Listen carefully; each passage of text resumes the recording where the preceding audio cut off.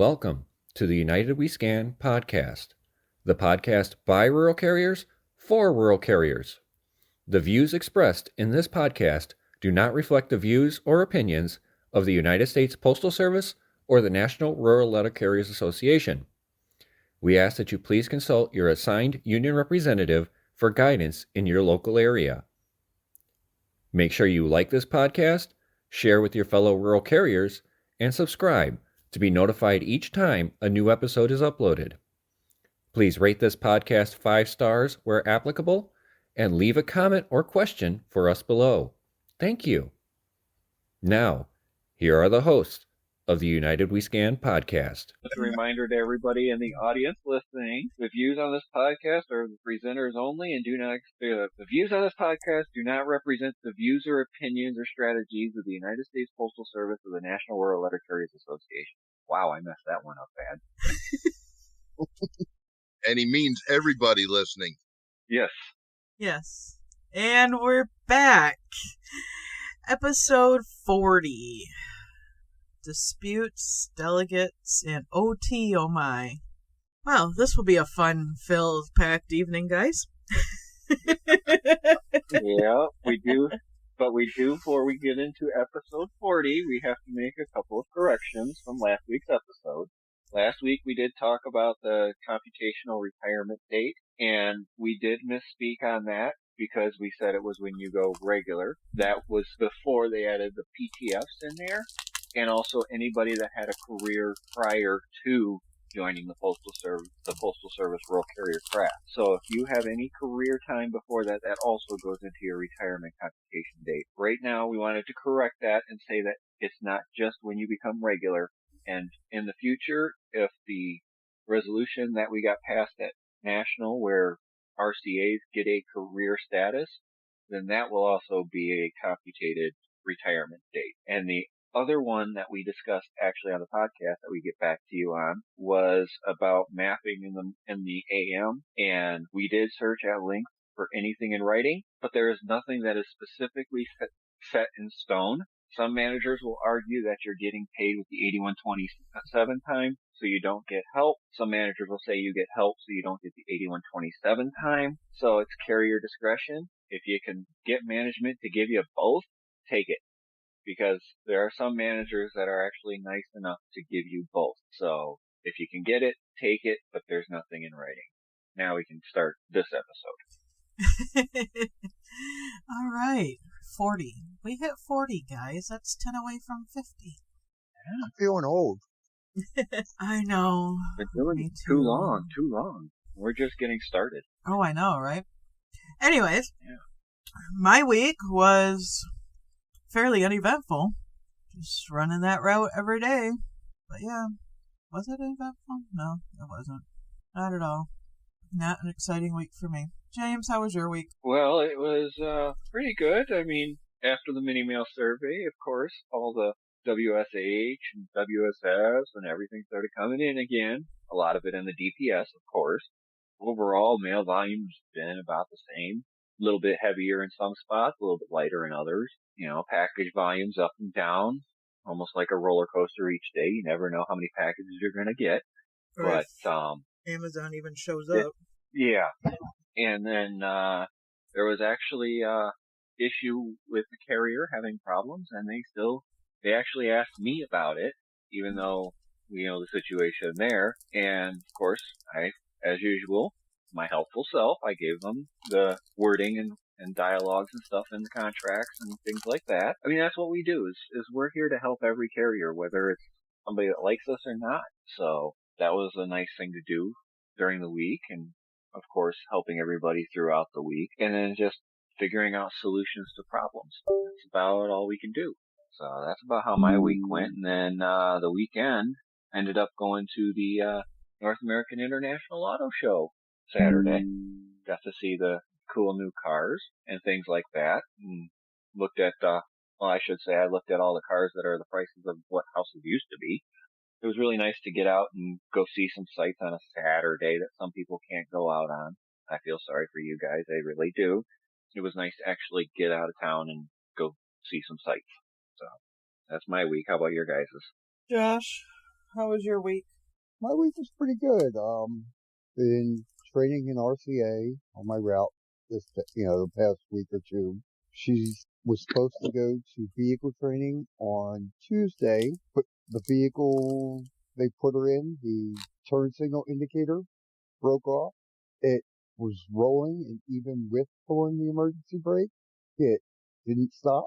So they said, yeah, we're going to reschedule you. So she's supposed to go to that Monday. However, prior to that happening, the supervisor said she would consider the 2 pay periods to start after she vehicle trained. So I wrote on my 4240 when it came out either Saturday or Monday morning, my K days for Friday and Saturday, since I have a rotation. And no one said anything at all about having to come in, nor did I get a call the last couple of days. So I actually had my full weekend, which was a beautiful thing. What's a weekend? We're making Kristen jealous here. We're making her jealous of both of our stories. I can't even get a union function off right now. It's that bad. I understand. But in the same breath, almost, they're telling carriers that are not on the list they can't work their relief days because they don't want to deal with X days. But then they turn around and last week or something, they were telling them they were mandated. A young lady in the office also has Friday, Saturday rotation. They told her she had to work Friday. She says, well, what about Saturdays? No, you can't work that. But if you're mandating me for one, why not the other? Well, that's a different week. So, yeah. And then I don't know what happened because I did let the ADR know about them saying that people on the list were being told they cannot take code 3 again because they just don't want to deal with the X days. But because they'd end up having to pay them out anyways because there's no coverage for them. Right. Bill, how was your week? Oh, it was a walk down memory lane for me in Delaware, PA, District 2. The district people at our plants and, their overseers remember the days of the good old count. So they held back the WSH, the WSSs, and we got nailed Monday to Friday with all of those. And by Wednesday, the postmaster was coming over questioning everybody. And it's like, your favorite asshole kept copies of all the ones that, went through his route. Yeah. And he's looking and he goes, what are these people doing? And I says, it's in their mindset. This is what they've done for the past 25 years. They just can't get it out of their mindset that this no longer holds true during a mini mail survey. It doesn't matter when you're getting the WSS. It's going into the scanner and going into the database. So that was the first good part. Second part was when I reminded the ADR who has to work Saturday to make sure they put up the workday relief list. And of course he says, oh no, that doesn't go up till October 7th. And I said, no, that's when it starts. It goes up this Saturday. No. I let me check. Got back and told me, no, it doesn't go up until the 7th. I'm like, okay. So Saturday morning, I got a text on the RDWL's up. Thanks for the info. And this is from my former ADR. And I'm sitting there going, okay, now I can understand all these messages I'm getting about representation. And on Friday, they moved in the first piece of equipment and continued into Saturday for our parcel sorting machine. So we're going high tech now, and I guess we can blame the machine for the missed throws instead of the carrier, the clerks, because Stevie Wonder and Jose Feliciano have been throwing our parcels for the last 5 years. Other than that, the weather's been beautiful here. I mean, mid 70s, sunshine, a little rain right now, but I mean, otherwise, this is my time of year. Oh, it's been gorgeous here too. Mid to high 60s, low 70s. It's been nice. It's supposed to warm back up again here soon. And I'm like, yeah. You'll have to let us know, Bill, how that goes with the sorting machine. We were supposed to get one, then they ditched that idea.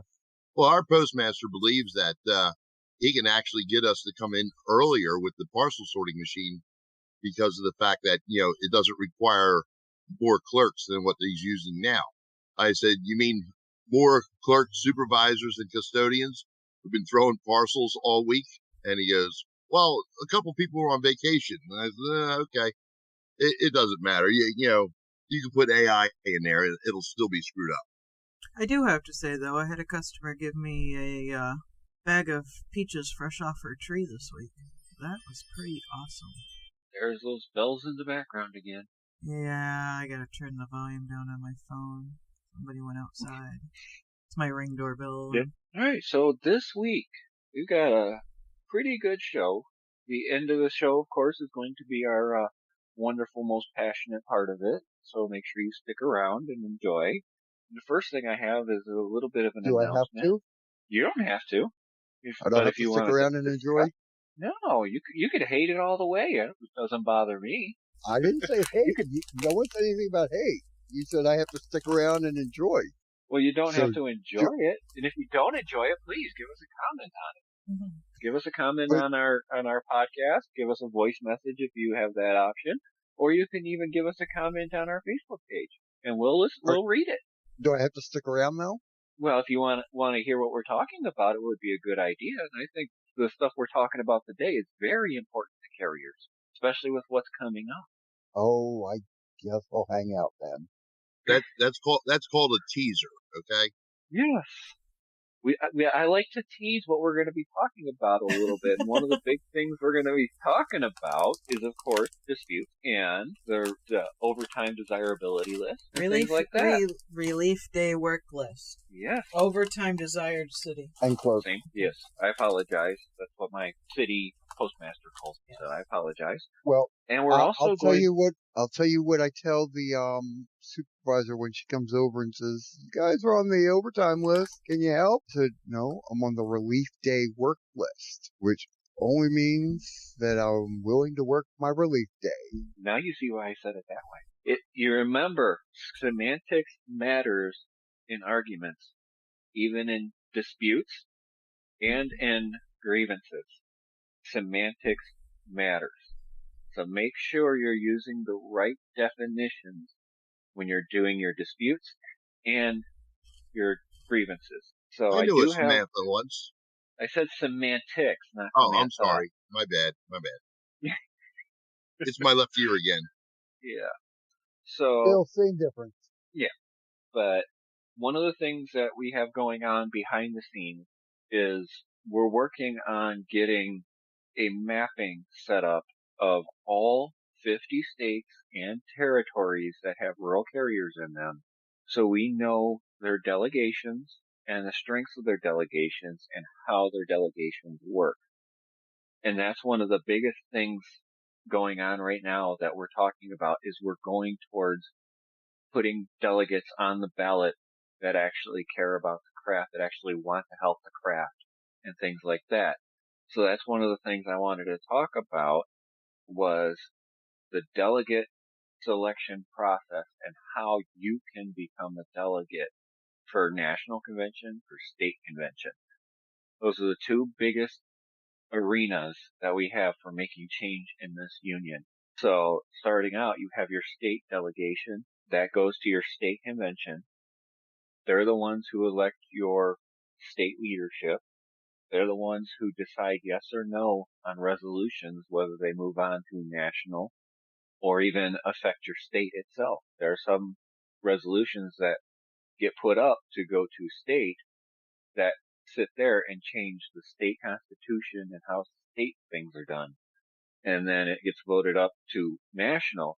Then you have your national delegates that get put up and then go on to vote your national leadership and on the resolutions that made it to national convention. So the big thing we want to talk about is what does it take to become a delegate? Now, some states do it differently. Some regions do it differently. Some counties do it differently if you have counties versus regions. So I wanted to kind of get your guys' state's way of doing that. So Kristen, you want to tell us how it is in Michigan? In Michigan, we're broken down by counties or county units, I should say. In my county unit, I have 7 individual counties. We have a membership of 125.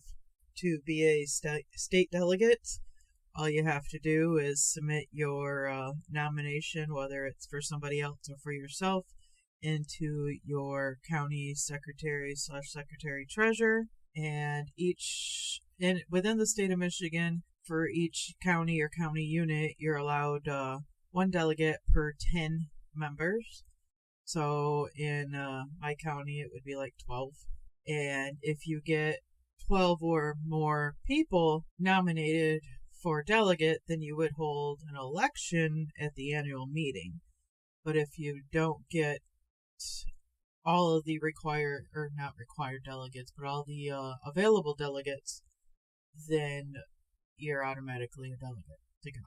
Yeah, and it's the same down here in my county unit.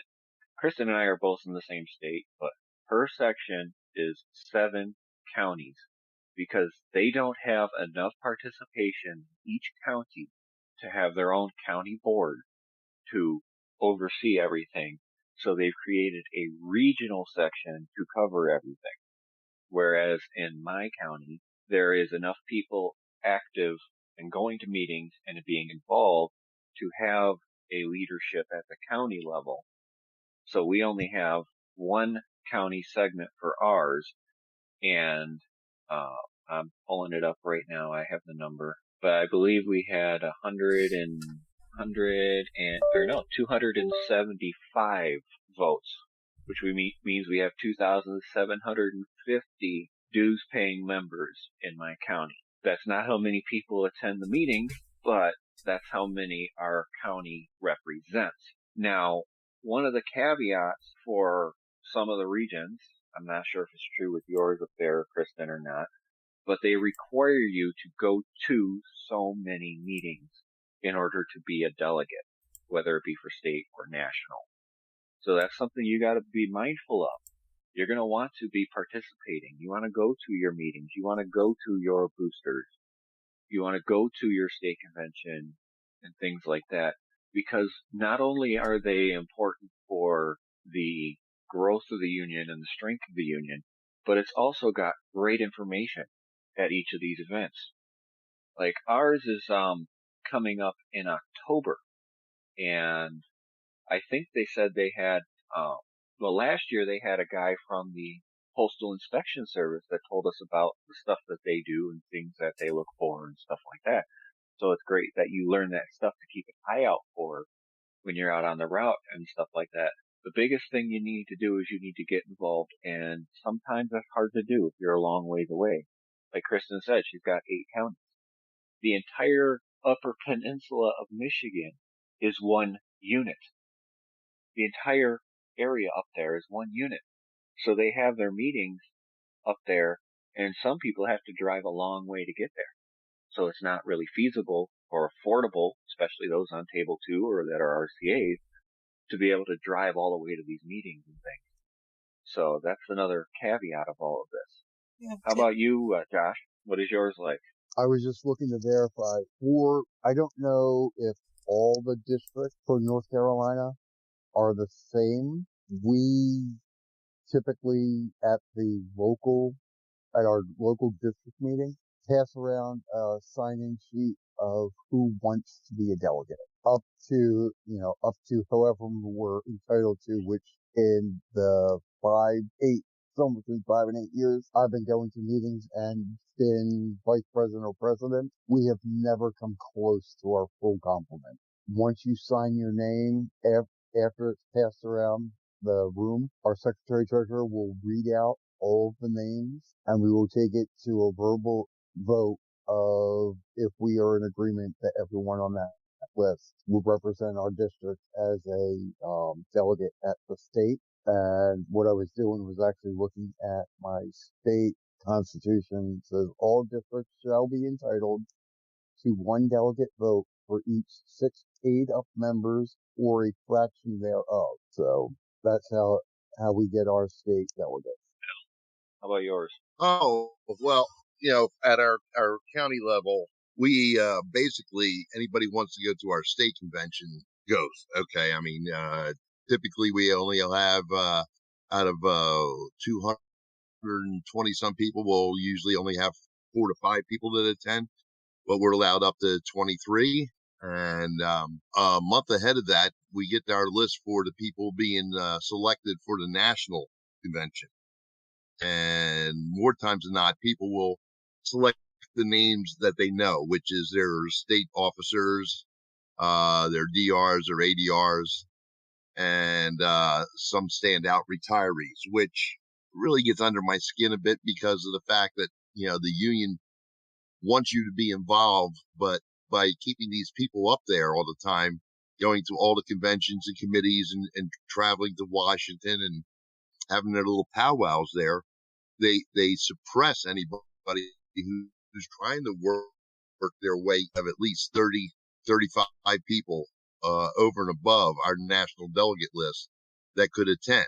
You want new voices, you want new ideas, you want input, but yet you don't allow for those people to have a voice because of so many people at the top that are voted in just on name recognition alone. And that's got to change, folks. It's really the crux in the national convention because those are the people voting for the same seats every year, and they want to keep it that way. And with only 10% of dues-paying members returning their ballots nationwide, on average, it's not beneficial. So the biggest thing that we need to do is we need people to step up, not only running as a delegate and participating in the union, but also putting their pen to paper and voting for their delegates. That's the biggest thing that we can do as a union member and as a dues-paying member is use our power of our vote. Because without the power of our vote, we have no voice. You have no voice. You have to put your voice on paper and vote. And Kristen, you had something else to say. I heard you when I went on to Josh. No. Okay. Not that I'm aware of. Sorry, I just got back. I had to step away for a minute. That's okay.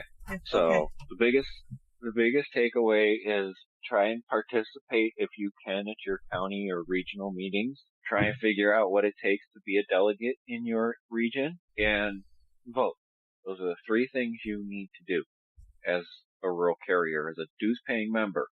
If you're a non-dues-paying member, you can help with the dues-paying members on helping them select people who have the right ideas in mind, work with them to find the right people, ask them what it takes to be a dues-paying member if you want to join and help out. Because being a dues-paying member gives you that voice to vote for this stuff. We accept you either way, but in order to participate in these activities and use your voice with your vote, you have to be a dues-paying member. I do want to add, just for any of you guys out there that are in the northeastern Michigan County unit, our meeting is this coming Wednesday the 20th at 6:30 in West Branch. It is a non-business meeting. All informational. District rep will be there going over recs and disputes. You also do not have to be a member of that county to attend. You just have to be a dues-paying member, but it is open to everybody. Okay. I just want to put that out there. Okay. All right. The next topic we have is disputes coming up because we've now passed the mini mail survey and some people have been saying that we're going to be getting our results back on the 23rd, which is Friday. So we're going to talk about the dispute forms, what you need for them, and why it's such a pain in the butt. So who wants to take the lead to start this out with the dispute form? Go ahead, Bill. Oh, let's see. God, you can't dispute this. You can't dispute that. You can't dispute this, that, or the other thing. But this is what you can dispute. Well, ladies and gentlemen, the whole situation needs to be disputed because of the fact that per the contract, we shouldn't be having these mini mail surveys without complete transparency. And we still don't have it. We have a problem with mapping, but that's okay because breadcrumbs will give us the tracking on you. Oh, okay, your data is incomplete because of cell phone tower coverage. Then don't worry, we're using satellites now. Oh, the satellite's down because the Dallas Cowboys are playing tonight. The litany of excuses of what we're not disputing is just ginormous, and it just it irks the living hell out of me. It really does. That to limit us in what we dispute is basically handcuffing us in regards to getting paid for what we do. One of the things that you're supposed to have at the end of every day is a summary. How many people have gotten a summary every day, let alone a day at all? The radar reports are supposed to be posted daily, whether it's during the mini mail survey or not. How many offices have the radar reports up? How are you tracking what? When it comes in? What's being counted? What's not being counted? It's a fiasco beyond compare. And as far as I'm concerned, when they come by and they say, sign the sheet, and I'll politely say, no, thank you. I decline signing anything that is not valid or proven to me, because in my situation alone, it's just horrendous in regards to the information, especially the radar reports, because we can't prove anything as far as the bundled flats are concerned. They're off by over a week. So, mini mail survey disputes, dispute everything and let them sort it out. So I was looking at this, and last time they told us the specific things that you can dispute. And I went through this list, and I went through how many pages of paper you would technically have if you got every piece of paper you're required to get from management. And each person, each union member would be submitting not only a dispute form, but they would also be submitting over 2,000 pieces of paper, including your radar reports, your RIMS reports, the RMSS reports, everything. In order to dispute anything on this, you would have to submit over 2,000 pages of paper for each route. And they're saying, oh, it's a streamlined system. It's easier this way. It makes it quicker this way. Yeah, I feel sorry for the DRs that get all of these disputes, because they're getting them from every single carrier every single time, if they're actually getting the volume of paperwork they're supposed to be getting. But none of us get that paperwork. We're supposed to be getting it, but we don't get it. And of course, when you tell your ADR or DR it's going on, they're like, we're letting district know, district's supposed to be getting on them to do it, and things like that. And it's still not getting done. Management is intentionally hiding the numbers from carriers. They're intentionally hiding them. There's no argument that they're hiding them, because if they weren't, we'd have those printouts every single day. They'd be turning around and saying, see, this is why you have these numbers. This is why you have this problem. This is why it's all this. They're not willing to show it to you. Why? Because they know it's wrong. And as Formator Arbitration said, and we've said on this, management would rather climb a tree to lie than stand on the ground to tell the truth. But here are the things. What? I was going to say, devil's advocate. Shouldn't the DR or their designee and or the person they're sitting across from in labor be able to log in and pull up these reports? Supposedly. Okay. But the union does not have access to it. They've admitted to it. They don't have access to those numbers. And shouldn't those numbers be provided to us every day? They were supposed to, for transparency, before the Rex went live, and there was supposedly a labor charge on that, but they still haven't released it to the union. Or if I recall correctly, when Ronnie Stutz was talking about it, the management did give them a flash drive with the information on it, but it was in a program that their computer systems could not decipher. So they were trying to figure out and engineer a way to decipher the numbers and stuff off the flash drive they got from management. But that's hearsay from what I heard. So take that with a grain of salt. So, It wouldn't surprise me, though. No. But these are the things they said you could dispute on the last mini-mail survey. Are they using Global? The list is very small. It starts with the parties agree that carriers may dispute the following. And notice they use the word may. An entry of 0 or a questionable number in any data field on the PS Form 4241A that would otherwise expect to have a time credit. This one would include your WSH. If your WSH was not included in your mini-mail survey and you counted it, dispute it. Office walk lengths. So if you measured all your distances and somehow the footage is 10 feet shorter, dispute it. Or if it's 10 feet longer, you don't have to dispute it, though you would want to for accuracy. Most people wouldn't. Route length. Now this one is a big dispute that a lot of people have.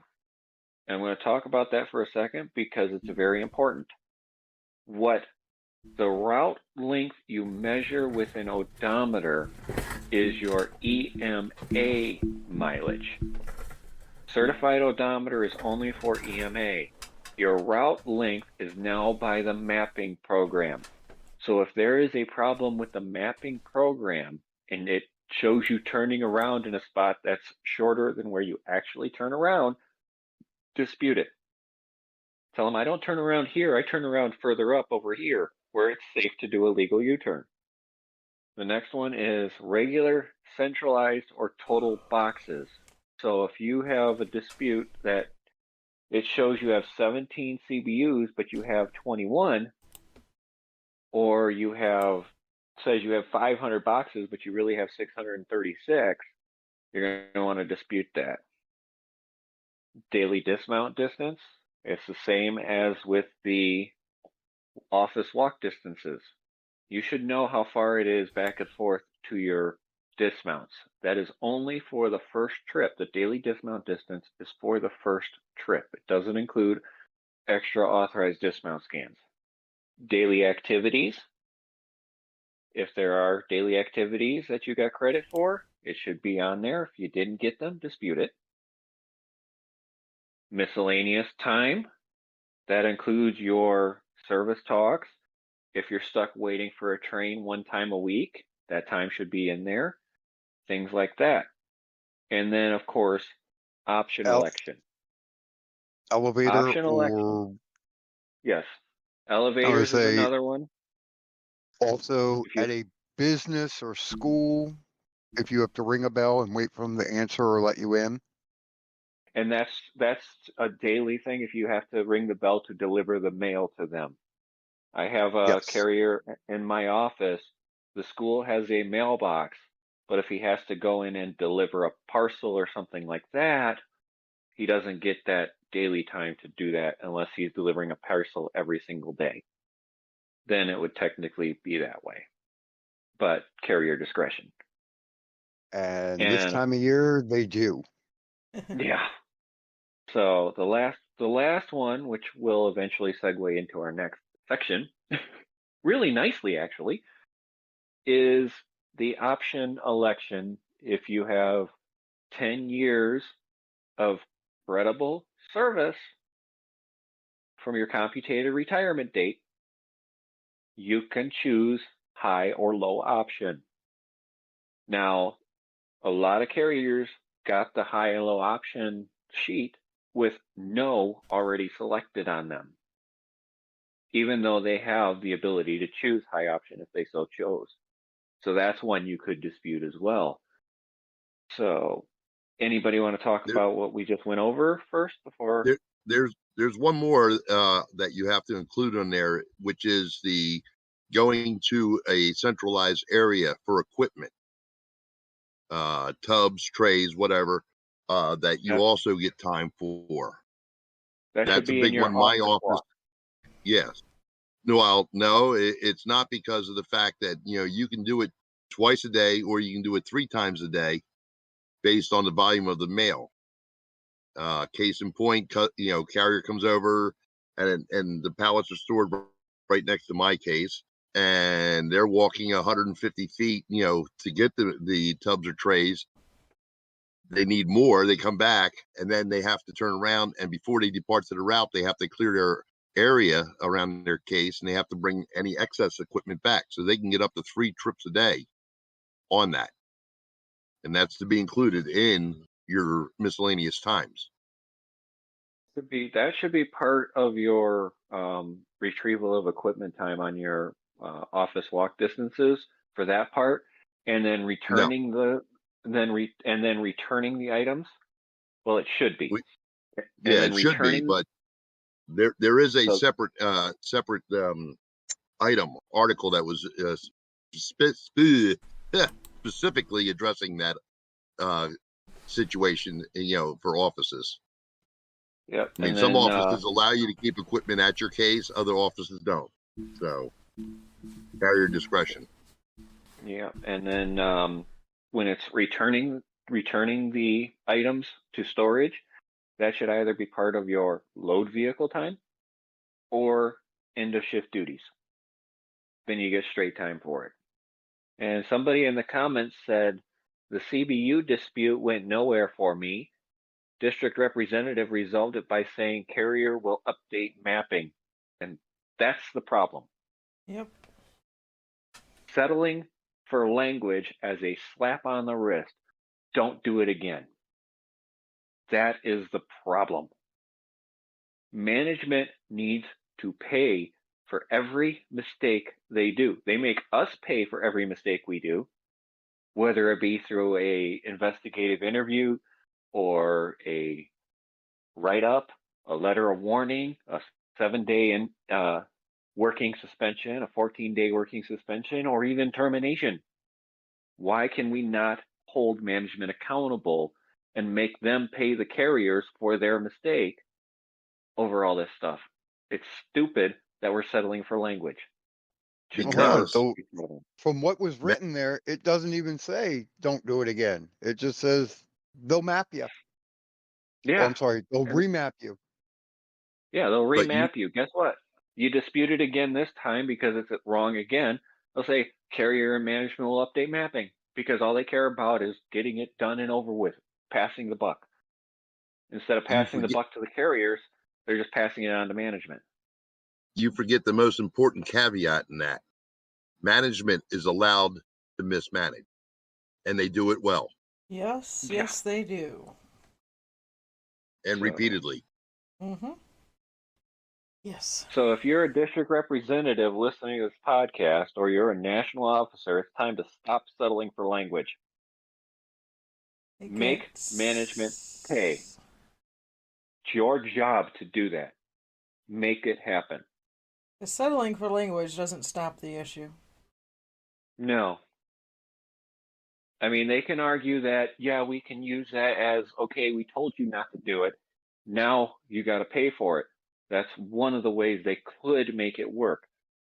But as we know from not only our side, but the city carrier side, settling for language loses the rural carrier, loses to the carrier. It's a loss. It's not a win if they settle for language. Okay, before we go down a rabbit hole too much here, we want to save that for later. We're going into Relief Day work list, signing up for it, and order of consideration when you're on the Relief Day work list. Anybody in our presenters on the RDWL? No. Or want to be? Yes. All right, Josh. I care to tell us how it works?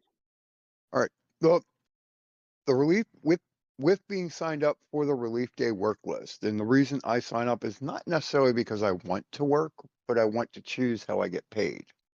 When you're on the Relief Day well, let's start with if you're not on the Relief Day work list and you have to work your Relief Day, the only option you have is a DACA code 3, which pays you 50% of your salary for the day. and you get an X day, which can be scheduled by management. With the being on the list, you have that option, which now in the contract says by mutual agreement for scheduling, or you have the option of the DACA Code 5, which is 150% payment for the day with no other day off. With that, so you would end up working the 6 days through and get 150% of your, the time and a half for the day, for that particular, for that your relief day. There is a third option, which is DACA Code R, which is mostly used for the RCA comes to you as the primary, as the regular carrier on their primary route. Hey, I've got something going on this weekend with the family. Will you cover for me? Saturday, so I can have off Saturday, and you say, yes, I will do that, which is just swapping a day for a day. Anyone else? Relief day work list is also supposed to be rotating. If you have enough carriers and RCAs to help cover, they are supposed to rotate the relief day work list. Yep. And they have specific steps they have to do in order to get to the point where they get to the relief day work list. Yes. Firstly, they have to go through the primary, secondary, and tertiary subs on that route. So if you have a sub that has it as its primary, or their secondary, or their tertiary, they should be working it first if they aren't already on another assignment. Then it goes to any other qualified substitute in the delivery unit. That includes your PTFs and other RCAs that are not trained on that route. Then it goes to a leave replacement from another office before they get into the relief day work list.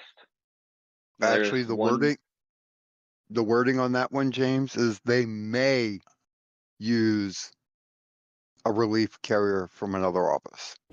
Yes, everything is always the word may. Everything is always the word may. They, at this point, they have the option of reaching out to other offices to see if someone's available, or going into volunteering, which you're about to talk about. All right. Yep. I have the order consideration up in my hand right now. That's what I was looking at too. Yep. You were looking at her hand? But, yeah, I was looking at her hand. Do you see she has a long lifeline?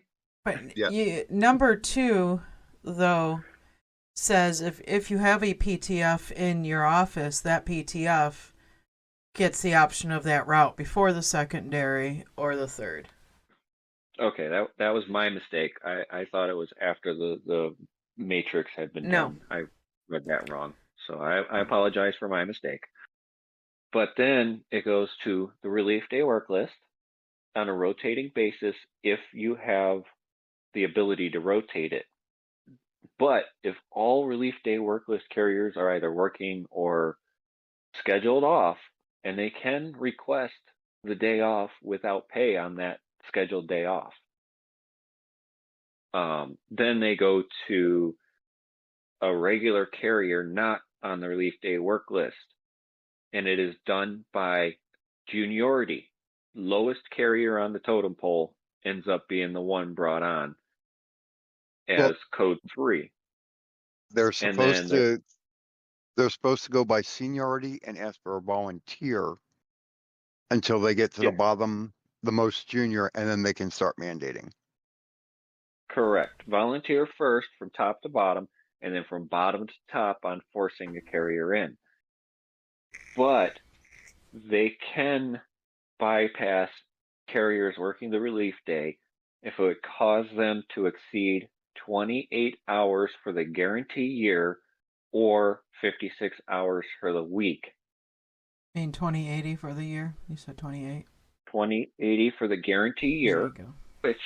which ends October 6th this year, which is why the route's going to affect October 7th, start of the new guarantee year.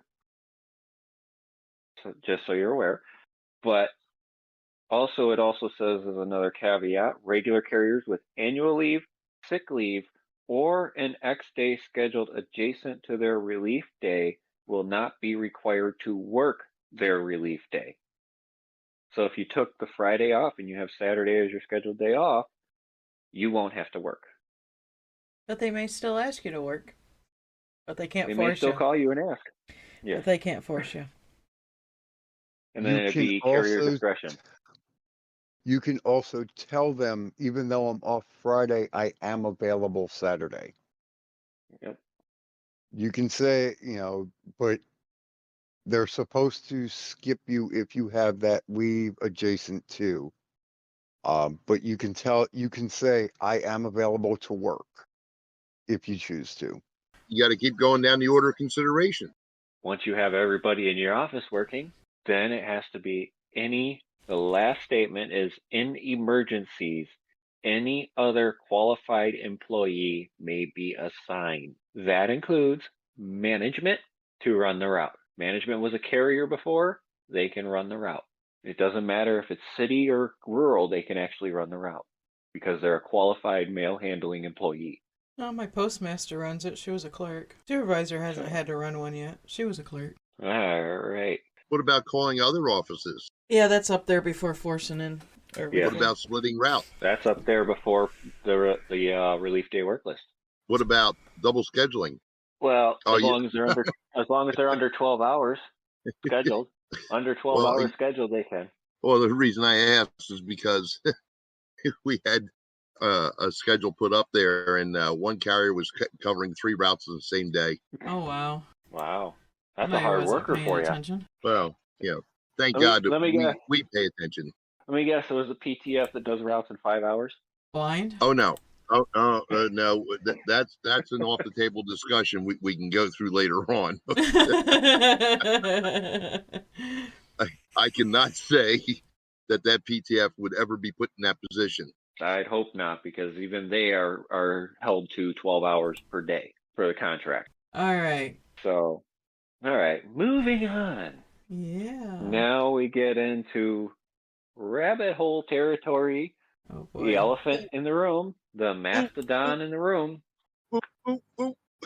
So, carriers lost paycheck last pay period. Didn't get that pay this pay period. Nope. And even still, some carriers who didn't get paid 2 weeks ago didn't get paid this week either. And the problem seems to be that management currently is blaming local management for not inputting the data. Local management is blaming district management or the national management. And of course, the union hasn't heard anything about it. They just say it's So- localized. It's probably just a local issue. The problem is we have carriers who have lost money, even more than the pay that they did not get due to late fees, overdraft fees, things like that. And we need something for them. We need a process to get these carriers some kind of compensation for this lack of proper judgment from management. Oh, I get it. I've got every one of my credit card companies calling me because those payments are late. I had a normal paycheck this week, and I have $6 left to my name because I had to pay everything that I couldn't pay the previous check. Yeah, I get it. Yeah, and they're all saying, oh, they got a 65% money order. Some people are still waiting for their bank to release their funds from that money order from Tuesday when they deposited in their bank account, if they even were able to make it to the bank on Tuesday with the heavy mail volume of a day after a holiday. Some people have been waiting 2 weeks for that money to be released because it's a postal money order. And there's been so many scams with postal money orders, the banks aren't willing to release the funds until they verify that it's actual money. That's why I didn't bother getting an advance on the partial that I was missing. I'm right I there. know for a fact, as a regular carrier on table 2, I was missing a paycheck. If I was missing a paycheck, I have bills going into arrears just like everybody else. Hey, what There about isn't think about us RCAs. there isn't You a know, single RCA that probably isn't living paycheck to paycheck. And if they aren't, they probably are doing a lot better at the job than anybody else I've. and mine was a Because smaller check anyways, because that first week I was at National. But yeah, yeah, it's rough. and something needs to be done, and nobody's doing anything to help these RCAs, especially the RCAs.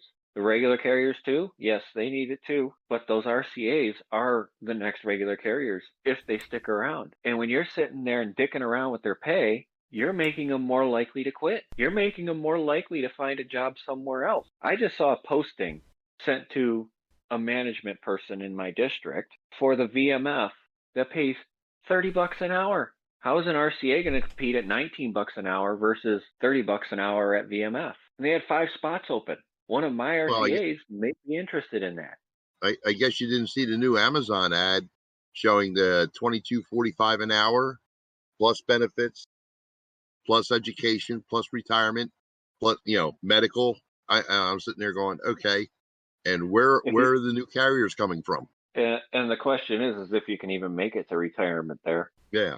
Well, I mean, considering you're supposed to be on the line from the start of your shift to the end of your shift and not move, and you have to move so many parcels at a time in a certain time frame on the line, like a robot, and then delivering, of course, a lot of the delivery people are still contract carriers. The guys in my area are all contract carriers. They aren't actual Amazon employees, even though they drive right. Amazon vehicles. But if I was a RCA on table 2, okay, and I'm getting screwed out of 2 paychecks, guess what? That money looks pretty damn good to me if I'm getting it every week. So we need to do something as a union for these carriers. We need to be putting it out there. We need to be telling people about it. We need to be pissed off about it. We need somebody to step up and tell management that this needs to be corrected yesterday. And we don't have that. We have somebody who turned around and swept it under the rug. It's not a big issue. It's not a big problem. It's not widespread. I haven't heard anything about it. No, you have, or you wouldn't be talking about it. But no, you can't be upset at management.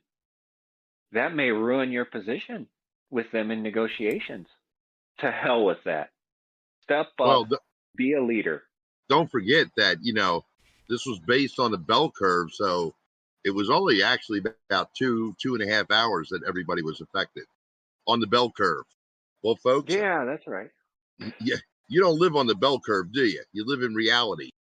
And 66% of our carriers went down. That's not a bell curve. That's a slap in the face. It's affected a third of rural carriers. A 2/3. third of the. Almost No, I'm half. talking about the pay. It was the just pay. under half. The pay was just under half. Yep. Yeah, and just just under half of the rural carriers. Half the craft. Now, I'm not sure how many of them were dues paying or non-dues paying that were affected. That's not the But point. that doesn't matter. It affected the craft. And your job is to fight for the craft as a whole. I understand there's a lot of animosity towards people who aren't putting money in the coffers to pay your paycheck. But you can't be like that when you're leading an organization that everybody has to do the same job, whether they are dues paying or non-dues paying. And I bet if you took care of this craft, there'd be a lot more dues paying members. Oh yeah. Oh yeah, there's a reason why people are dropping like flies. You have people here on this podcast that have brought people into dues paying status, that have brought people into being local stewards, have brought them in to run for offices, run for ADRs, area stewards, things like that. You have an avenue that's helping the craft, but you turn around and ignore it. You turn around and ignore the craft as a whole. And then you tell them that when they're trying to get your attention, that you're going to fight tooth and nail against it. You got your priorities messed up. The craft is telling you what it needs. Last time Step I up, knew, as do it. elected officials, they worked for us. Not according to the newsletter that they put out on we take any and all attacks against this union seriously and will not sit idly by to see what happens. Oh, we know how that goes. Uh-huh. 4 of us on this podcast know exactly how that goes. Yes, it does. Yes, we do. I don't remember attacking them. No, No. actually we didn't. Didn't attack them one bit. I think if anything, it was quite the opposite. Like how many people we got to step up and be involved more. And how many people that are holding on to that very thread to stay in because of us. To stay working, that keep pushing through every day because we're encouraging every single one of you out there to do that. And we want craft participation. We need it. We want people involved because at this point in time, with the stuff going on with the Teamsters, the UAW, the Airline Pilots Association, all these other private unions that our pay system is supposed to be based on, craft participation needs to be at an all-time high. And guess what? That craft participation could put more dues in to pay for that elevator or the roof that you were talking about at National Convention. Yeah. I'm overhearing about the elevators and the roof. If you just take the time to open your ears to your constituents, which is the rural craft. But I've gone down enough of a rabbit hole tonight. I leave it to you guys. Oh, Bill, what can you add to that one, dear? Well, James is correct. You're not representing just the union members. You're representing the entire craft, union and non-union members. And just like the mini mail survey, where I was a test office, and for 2 years before the mini mail survey, I've been training our office because management was incapable of doing it, too lazy to do it, didn't know how to do it. But the thing of it is that if you bid on a route that a non-union member is on, and they don't have the information to do the mini mail survey correctly, if they're not doing the scan, if they're not putting the WSS or the WSH in there, that means you're bidding on a substandard route. And you're going to have to live with that for a year because the mini mail survey only gives you 6% of the information in regards to compiling it into 52 weeks of data. So you have to wait again until the following year until you can get that up to snuff. So this is not just, us being union members. This is us being a craft across the board. And I know it irks some people, but we have to be available to help everybody because God knows if you bid on a route that a non-union member's on and it's substandard, it's 1 year before you're going to get the benefits of your entries, your knowledge, and all the information that should be in the scanners for you to be paid correctly. And then you're going to go on that stupid list because now you're making scans that weren't being made on that route before. And now you're going to get targeted by management saying you're trying to do this or that to your evaluation because somebody's actually doing the scans. And I'm going to put this out there too. RCAs, do the scans. Because you could be holding down that route if somebody takes over or you take over and all of a sudden, well, this was a 45K route. Now, what happened? I'm only a 40J. Well, you didn't do what you were supposed to do. There's a reason why I preach take ownership of the route. It hasn't been easy. I still have, this last 3 weeks. That last week of the mini mail survey and and these 2 weeks here, I'm running that route. I'm still picking up my aux route. I'm having to do 2 edit books and verify numbers for 2 routes. Come on, guys. You can do it too as RCAs, PTFs, leave replacements in general. That's going to be you someday with that route full time. And you want to help that route every day that you can. And that's any route that you're on, not, just the one you want or the one you like, because you're probably not going to get that route if it's desirable. And so, every day, every route. And you make it a habit to do all those scans every day that are applicable, and then you just routinely do it on every route you run. I do. Every single route I run in my office, I've done the scans. If it took me 3 trips to the door on Route 5 one day, I'm putting the 3 trips to the door. If I'm on Route 2 the next day and it took me 6 trips to the door, I'm putting 6 trips to the door in. Doesn't matter what route I'm running, I'm going to treat them all the same, just like if they were my very own route. Okay, I'm off my box for the moment. Well, didn't they say the union has put out training? You just have to go to the website? Yep. I'm leaving it at that. But how many We won't- how many members actually utilize that though too? I know it's not everybody. Well, I have you gone didn't to the know. website? Have you gone to the website and clicked on the rec training or resource tabs? I absolutely have many times. I just haven't looked at the updated Q&A Before recently you though. log in? I believe they Before you updated log 2 in? questions. But I'm saying before you log in. No. Okay, try it sometime. I'll try it right now. I will, because I want to see what you're talking about. Hey James, you want to go over? Oh, did you answer? You answered the questions there that we got on the private message from the page. Okay. Yep. All right, I'm going to the app. Well, while you're doing that, I'm not while you're logging doing in. All right, click on the either or resources or You can click forget what on they- it, okay, and it pulls up All right. what is available. Okay. But when you go to click on what's available, it then prompts you to log in. Okay. So yeah, you have to be registered. Yep. Yeah, you can see what's on there. You just can't actually read what's on there.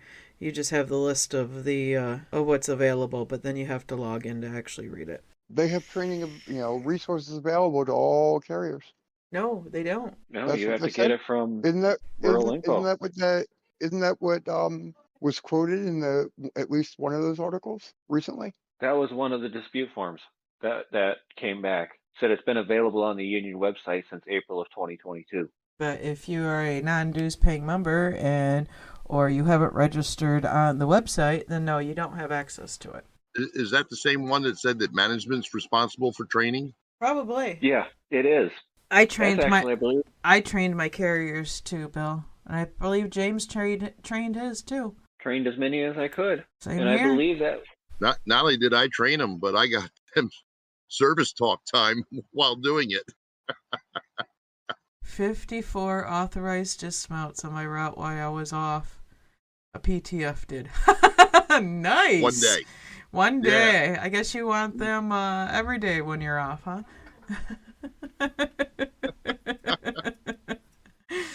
That sounds like a large parcel count to me, you know? You know, and that's the thing is I don't know if the sub that was on this route previously was doing all the scans. I know when I trained him on the scans. And I gave him printouts of the training materials that are on the website. But I don't know if he was doing them. No clue. I guess we'll find out when the evaluations come down. The only way you could tell is if you got the RMSS printouts. Yep. And I don't know if the regular carrier did them all either. I have no clue without seeing if I could get those reports. If this route drops, I will be asking for those, though. Don't forget the PTRs. Yep. Yeah. I don't know. You know, like I said, I'm trying to keep track of 2 routes here. And, yeah, it's been fun. 2 edit books. Oh, that was fun. She asked for our edit books. And my aux route was easy. No changes. As usual. I think I only have to make a change on that route, I don't know, maybe twice a year. 3 times tops. But I sat down with Route 3's edit book and readjusted all my CBUs and cell sizes and I'd add a couple extra boxes too. And I handed that in and I said, "Here you go, have fun," and walked away. And then I asked for new edit sheets and labels too. Have we filled all the rabbit holes yet? I think we pretty much went down all of them. Are you sure? I'm sure we can find some more. I'm sure we could find some more, but we should save that for next week. I do. Because I'm sure there's going to be more articles that come out. There's going to be more information that comes out. And of course, we also have the possibility of people getting back their 4241s. And for those of you who are wondering, we do have an episode actually breaking down your 4241As if you guys want to go back and listen to those. # shameless plug. Okay. So, an email we got yesterday. I'm going to read the front part the first because we've already addressed with Josh and he has been working on his sound over there. So, anyways, I'm going to read the first paragraph. It says, Happy post-rec survey. One of my fellow workers has been talking about your podcast for months now. I'm slowly trying to get into the podcast. I really enjoy parts of it. I find most of it very informational. However, we are an extremely, extremely small office. And if we receive 50 parcels a day on a regular basis, we're pretty excited. So, is there any way that you could consider discussing smaller offices as well? I realize that there's more larger offices, but in really rural areas, we matter as well. Nothing ever goes on retaliated even out the office if you speak up. So, while most of your points are fantastic, in a small offices, it's an entirely different can of worms. Thank you so much and keep up the great job. Okay. Yes, small offices. I'm going to touch base on this real quick. Most of You're really... in a small office. Yeah, my office is considered small to those with 6 routes and aux and 2.5 city routes. I've worked. Now, is that small or baby? That would be considered small. I think what he's talking about would be the routes with like 1 or 2 routes, offices with 1 or 2 routes in them. I have worked in offices that had a full route and an aux route. I've worked in a couple of them, actually. And, yeah, it is completely different. The one office was an RMPO, and it had 1 K route and a 2-hour aux route, which I think they had in the past at the time. This was several years ago. We're talking about putting that little aux route back into the big route, so it'd be a 1-route office. I only ran the aux route out of that one twice. Like 20 miles long and like 120 boxes. It was ridiculously small.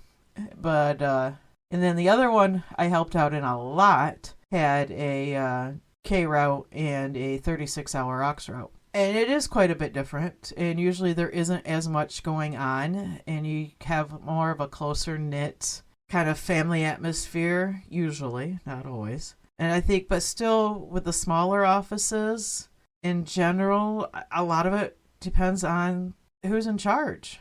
I really do. I've worked in my bigger office at the time when there was 16 routes under the one postmaster when I first started. And it was awesome. It was a family atmosphere. Carriers would get together for breakfast one day or one morning once a month before work. Retirees would come in, invite them in for breakfast, and then after breakfast we'd go to work, or, they'd invite the RCAs even if we weren't working that day, and usually a regular paid for their breakfast.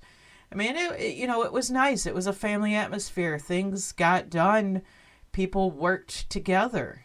Now, it's nothing like that anymore in that office, I can tell you that.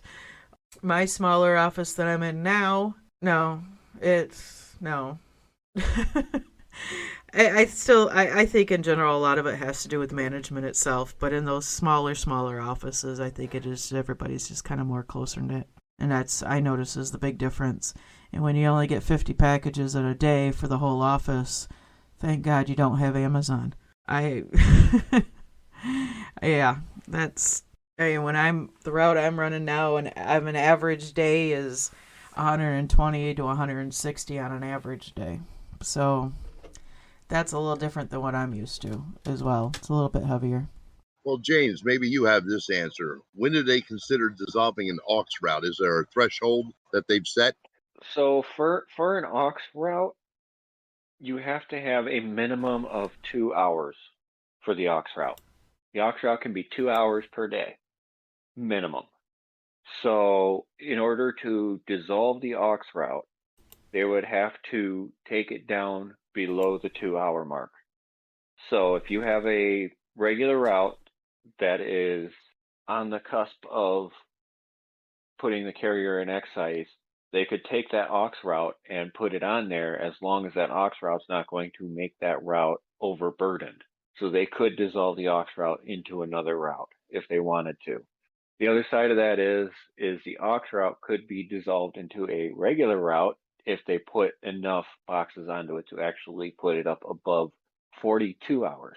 A lot of people say 40 hours, but it actually has to be 42 hours to turn an aux to a regular route per the contract.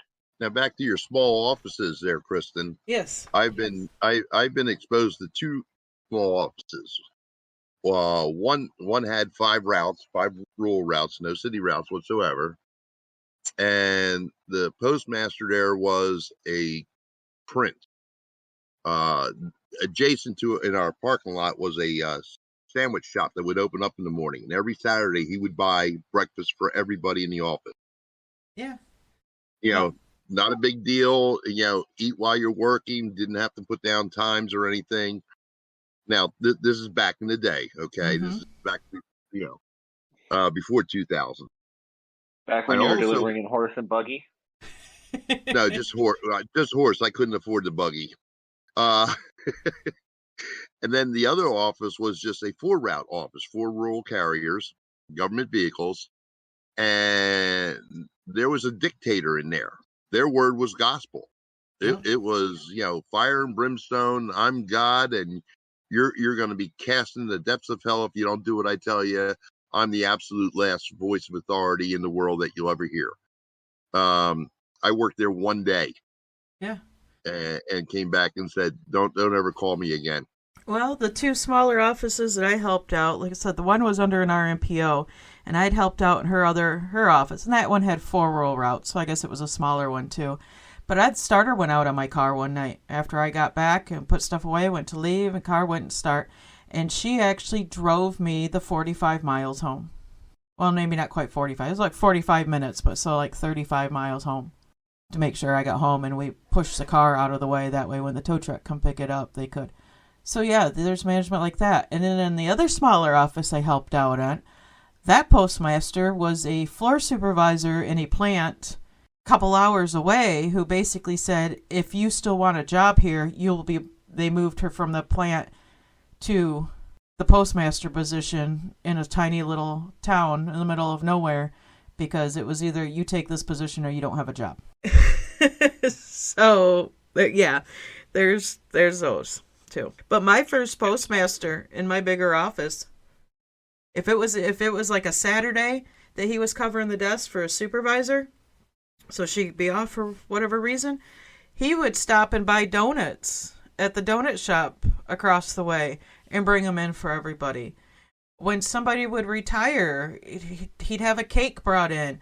He actually paid for a retiree's retirement party that we did, outside of hours at a local pizza joint. He called up and paid for it. And we didn't even know that till we went up to pay, because he couldn't make it, so he paid for it. And then we always had Christmas potlucks and swaps and gifts, and every year the local candy shop does their caramel apples like a fundraiser thing, and they would go through and ask everybody if they wanted a plain one or one with nuts, and buy caramel apples for everybody in the office. That includes not just the carriers, but the 24-hour doc, as well as all the other clerks and maintenance and janitors, everybody. And where did those people go? I know, right? I've got one that just absolutely, if they bring in a breakfast pizza from Speedway, yeah. Well, I think part of the main problem is some of these really small offices kind of get forgotten. Yes. They're out there on their own. If they don't have someone in the office that is knowledgeable or trying to stay knowledgeable, as far as they know, their postmaster or supervisor is the gospel. Yes. Some of them don't even know who their rep is if something happens, or that they may not even realize that they can have representation. My office was like that before I transferred into the office I'm in now. Nobody had a clue. They knew nothing. And, yeah. And now, of course, everybody goes to me for everything because I came in knowing everything. Well, not everything, but knowing a lot more than they did. And, was telling them, no, you can do, that's not how it goes. They were big on RCAs cannot request any time off whatsoever and all this other stuff. And I was like, yeah, no, that's not true. Got that changed around. And then we're going to wind it down, guys. We're going on 9 o'clock, or just after 9 o'clock, actually. Eastern time. Yes. And I do have to do the editing tonight, so. Uh-oh. I've been good tonight, okay? Yes, you have. Yes, you have. I apologize. I caught myself halfway through with the so I do apologize about that. Uh-huh. That's fine. I can edit those out. I think I got the sound waves pinpointed to what it sounds like now. I can just skip through and go, yep, there's an Yeah. And I plead the fifth. Yeah. I'll drink to that. All right. I don't have a fifth with me down here tonight. All right, Josh, your final commentary for this evening. We're in that holding pattern. We just talked about that. Sorry. We're in that holding pattern now. Like James said earlier, supposedly, allegedly, 4241s could be released as early as this coming Saturday, the 23rd. So we'll see. Keep up. We're in the final stretch here. Take it easy. Don't get yourself overwhelmed. Keep hydrating because the weather is up and down the next week or so. If you get overwhelmed, take a step back, take a deep breath, step back in. Have a good week, and I'll catch you next time. James, any more rabbit holes this evening? Well, I just think that carriers that are listening to this need to step up and be involved with your union, with your carriers in your office. We need to get everybody involved in protecting this craft and doing what they can to make this craft better. Whether it is helping them learn what they need to be doing and what's supposed to be happening and how management's not supposed to be treating them, or using your vote.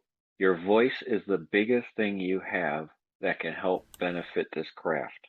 Doesn't matter if you step up to be a steward or if you just put pen to paper and vote.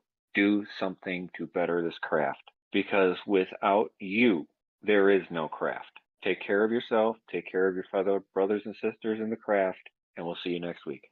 Bill.